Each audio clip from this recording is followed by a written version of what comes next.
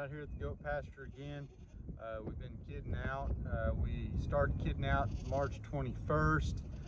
Today's the 5th of April, so we're 2 weeks in. Seems like we've got a lot of kids on the ground compared to last year. We've actually had 4 sets of triplets here. This is my 4th kidding season. The 3 kidding seasons prior to this, I had a total of 2 sets of triplets. So I think to me that's an indicator that we did a better job on our nutrition this past fall before we turned billies out on these nannies to breed up. So we freshened those nannies a little bit, and I think we maybe did a little better job of that this year. So it's exciting to see a result from an action you took. We'll see going forward if that really pays off or not. Just because they have these sets of triplets certainly doesn't mean that they raise them. In fact, usually they don't. So we'll see how that really turns out for us. We did lose 1 kid on one of the sets of triplets, but nonetheless, it tells me that our nutrition was probably better, and hopefully there's a lot more twins rather than singles this year. So we'll see if that pays off or not. Like I said before, we're about 2 weeks into this kidding deal. The last few days we've backed off a little bit from the number of newborns that we're seeing out in the pasture. So we've kind of crested, I think, on a wave of kid goats, if you will. So we'll see if we should get another little wave here in a couple weeks, I think. But one thing I just wanted to visit with you guys about that I've never really spoke to before are guard dogs and kind of their involvement in the kidding process. I think it's pretty unique and pretty special thing that these domesticated animals have been developed for this and are so good at their job, if we let them be. And what I'm referring to is we've had a few dead kids, this kidding season, which is normal. It's not uncommon for us to have some. You'll have some stillborns. You'll have some that are just weak at birth that they don't make it through the first 24 or 48 hours. And when that happens, and you have some death out in the pasture, and you have a carcass out there, that carcass is going to attract scavengers. Whether it's buzzards or coyotes or some other such scavenger, it's going to attract them onto your herd, onto your kidding area.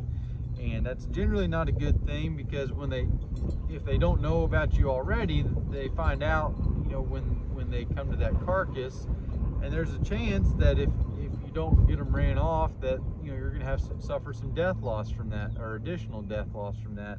So obviously that's not a good thing. And I bring it up because one of the primary responsibilities of these guard dogs out here is to clean up those remains. And so it's not uncommon, to come out to the pasture and see a guard dog eating on a dead kid or something like that. And I think for some people that are just starting out or very unfamiliar with guard dogs, it's important to note that that's one of their primary jobs is to clean up that kind of stuff and to try to keep that out of your pasture. So rather than being upset or overly concerned that you've got a bad dog, chances are you've got a good dog that's doing his job. And so for me, that was something that I didn't really know going into it, and it took me a little while to figure that out. But I think is pretty special and pretty neat that those animals will do something like that, and that's on purpose. That's not a mistake. And yet still be the animal that will protect those live animals. So I think that's pretty neat that a guard dog's capable of that. Other than that, like I said, we've got a bunch of kid goats out here. They seem to be doing well. We've had excellent weather.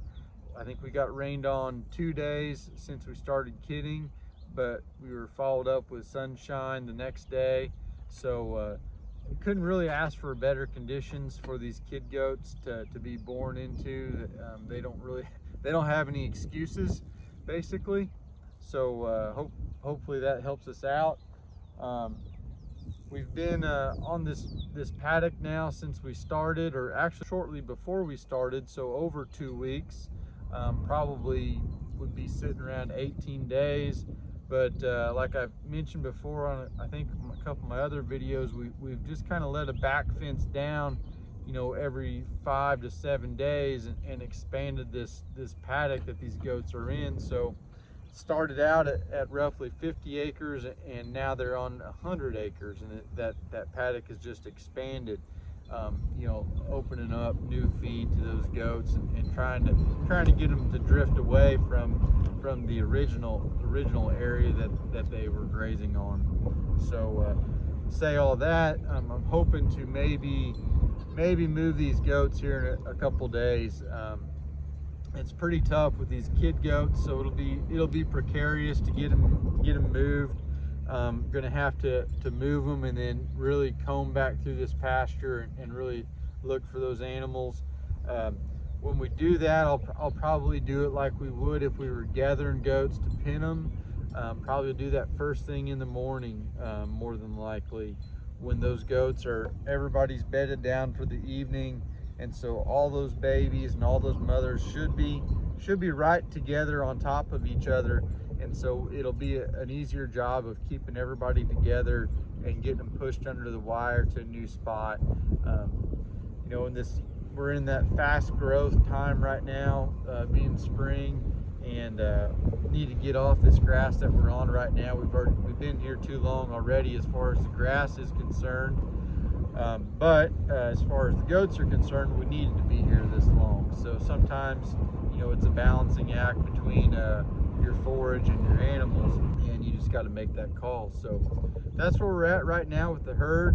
I'm not sure what else we really ought to cover, but I wanted to give you guys an update of where we're at, and let you know that we're doing good, and things seem to be clicking along. You know, with this goat deal, the way we run it, at least in the type of pasture that we're in, with as much brush and the area that we're on, you know, when these kid goats are born, you know, you don't really know what you have and what you don't, because they're scattered about, they're hidden in the brush and everything. So we really won't know what we've got until we mark these goats, process them, work them, vaccinate them, whatever you want to call it, which I'm planning on should be sometime in early to mid-May. Got some loud ones back here making a little noise, but that we should work those goats early to mid-May, and when we do that, we're able to get us a good count at that point in time, and really see what we've got and what we don't have. We'll be able to go through those nannies and probably pull anything that's dry, more than likely, and put it on a truck and take it to sale and be rid of them, turn them into cash. And yeah, that's our plan going forward. Not sure what else really would need to be covered, but you guys have had some questions in the comments below. Keep those coming. I'm going to try to do a video here soon and go back over some questions that some people have asked in the recent past, and kind of cover that and try to answer that the best I can. But really like it when you guys do that and tell me kind of what you want to know or what you want to see. So we'll just keep on doing that. But like always, enjoy making the videos. Please like, please subscribe, and look forward to making the next one. We'll talk to you soon. Bye now.